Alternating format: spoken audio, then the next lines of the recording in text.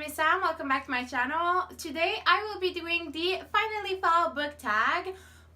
Don't mind the fact that I am probably wearing the same clothes as my other video. I filmed a couple in the same day and just didn't want it to change because I have been in love with all the pleather shirt since it is fall, and even though it is almost winter, we already have snow here in Canada, but I'm still trying to make up my mind that it is still fall and not winter yet. So without further ado, let's just get started.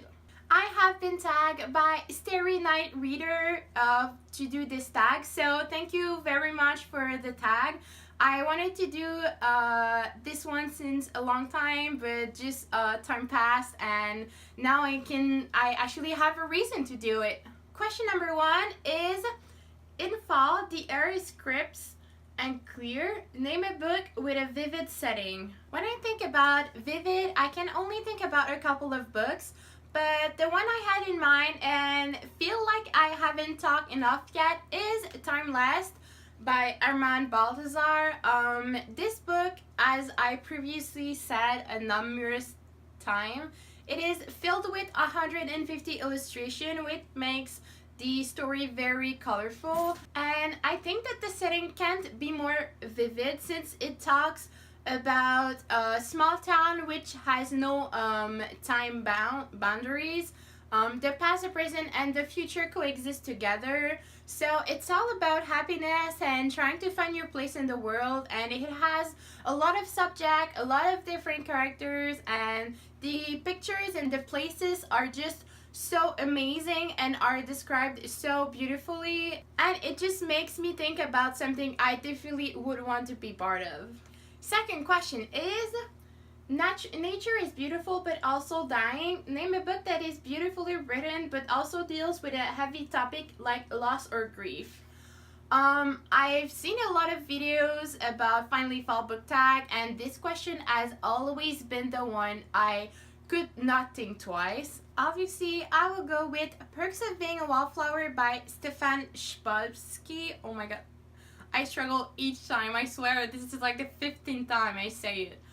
The story is written in a journal form, so it is Charlie, the main character, who writes a letter to a friend we don't know about, and I think the story is just so beautiful and so true, but it talks about a lot of heavy topics, and I felt like I had a lot of struggle to go through the books, even though it is pretty small and even though I usually read really fast, but it do talks about heavy subject like loss, grief, harassment, and even more complicated things that a high school person can experience, like drugs or feeling lonely. And yeah, I just thought that this book was so beautifully written and it's just so amazing, but it also got that heavy topic that can make it difficult to read.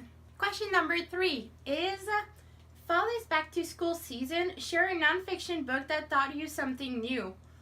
Oh boy, I usually don't read nonfiction book.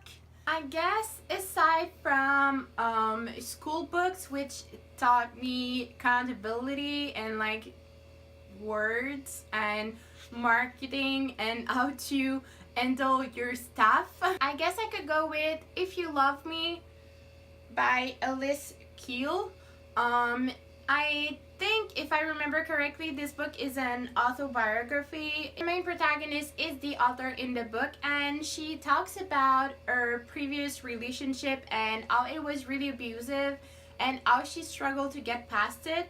But I think it taught me a lot about how difficult relationship can be and how you cannot always trust your first instinct. Also by the fact that it isn't always easy and that you have to trust yourself with your judgment and not let anyone else step on your head or tell you that you are not worth it or just degrade you in any way. I think it is. I didn't quite like the book, but maybe it was because it was so true. But definitely this nonfiction taught me that it is very important to self-respect and to also have faith in our opinion and in what we feel is right and is not right. Question number 4 is, in order to keep warm, it's good to spend some time with the people we love. Name a fictional family, household, friend group that you like to be part of. The group I would want to be part of is obviously the group where the main character is.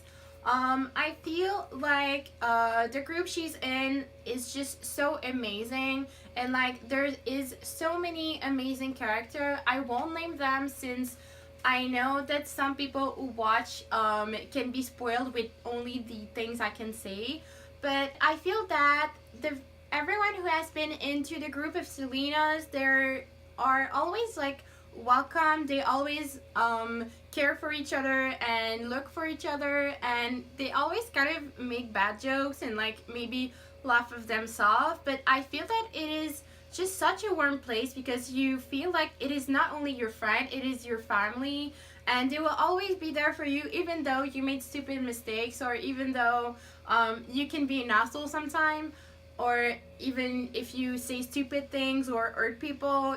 Even if you can acknowledge the fact that you made a mistake, they will always forgive you and they will always be there for you. So this is definitely the group I would want to be part of. Question number 5 is, the colorful leaves are piling up on the ground. Show us a pile of fall colored spine.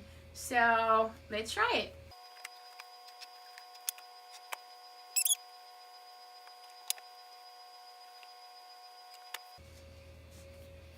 So here is my fall inspired leaves. I thought I don't have many orange books, but I thought that since it is almost winter into my place, we have a lot of brown and like somewhat like dead leaves. So I thought a bit of orange, yellow as well when they like start to turn half dead, and a bit of brown as well as red. So for the book I have Avant le Labyrinthe by James Dashner, which is the prequel to the Maze Runner series but in French. I also have American Girl by Alison Huminger. I have the 8th tome of Les Chevaliers d'Emeraude by Anne Robillard, as well as Crown of Midnight by Sarah J. Maas, and Dragonfly and Ember by Diana Gabaldon. Question number 6 is, fall is the perfect time for some storytelling by the fireside. Share a book wherein somebody is telling a story. For that, I will go with Fangirl by Rainbow Rowell. The character isn't explicitly telling a story, but she do write fan fictions, and we get to see a bit more of those fan fiction all through the book. So I feel that it kind of is telling a story, and it really is a story into a story. So I think this fits very well. Question number 7 is, the nights are getting darker. Share a dark, creepy read.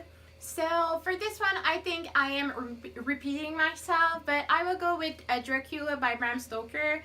It is definitely the creepy story I read every year when I want to be frightened. I am still creeped out sometimes, even though I know the story by heart. And I feel that it is such a nice story to read in fall, especially around Halloween, since it just gives you the chills when you like read it and when you get inside the story. Dracula is definitely a vampire who is way more scarier than any of the other vampire I've read about, especially aside Twilight. And I do think it is a terrifying story. It did creep me out a lot of time while reading it, even though I still get creeped out each time I read it. Question number 8 is, the days are getting colder. Name a short, heartwarming read that could warm up somebody's cold and rainy day. For that, I obviously go with The Anatomical Shape of a Heart by Jan Bennett. This book is what I consider a short read. I think it has, let me check.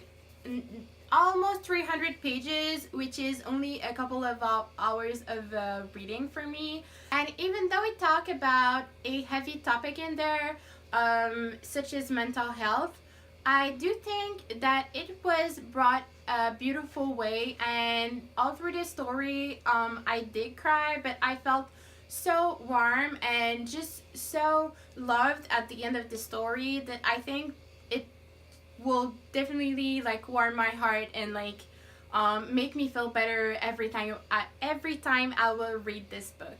Question number 9 is, fall returns every year. Name an old favorite that you'd like to return soon. And for that, I will probably sound really cliche, but it is the Harry Potter series. This one is the very ugly portable read in French, but I still love them. They're really precious to me, and even though I am currently reading them in English, well, not currently, but I mean I do read them more in English than in French, but I still care a lot about this edition, and I do care a lot about Harry Potter. I think it is the best read to restart every year into the autumnal season. With the start of Hogwarts and the start of school, I think it just fit in, and by the time I am kind of done reading the 3 first book, I enter into the Yule Ball, into the Triwizard Tournament part, and into the Christmas part. And it's just by the time that that December comes, so it just kind of fit in the mood and like just kind of fit in the theme as well as all the thing I'm living currently. So it is definitely the books I want to plunge myself in very, very, very soon.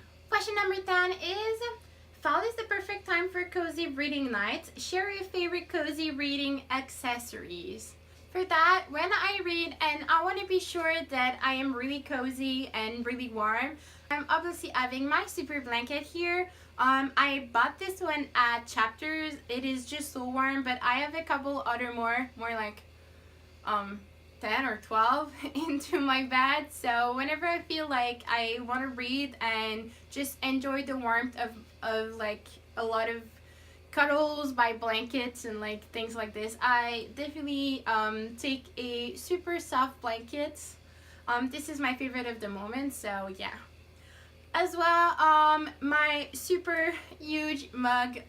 I am definitely loving the coffee mug where I just generally put my tea in. The bigger they are, the more I love them. I especially love like when I can put my both hand on the cup and feel like it's kind of a soup, even though I put only tea in it, and as well as my tea, which is another accessory I really love while reading. The tea is just so comforting and it's just warm, and it makes me feel kind of a balls of like cuddles and like love and like warmth. I don't know, it just makes me feel good, and the combination of these 3 items is just definitely the best accessories for my reading. I also forget, my cat is a really nice accessories as well, even though she is mostly mad all the time like she is right now. But sometimes when I just read, she just comes and like she curls up into the softness of the blanket, and she ends up just like purring, and like she's just like is just so happy whenever I read and whenever there is like a lot of warmth and blankets, because she does love a lot of that. So yeah, favorite accessories ever while reading, guys. Question 11 is just to tag other people. I am not tagging anyone else because most of the people I know have already done this tag.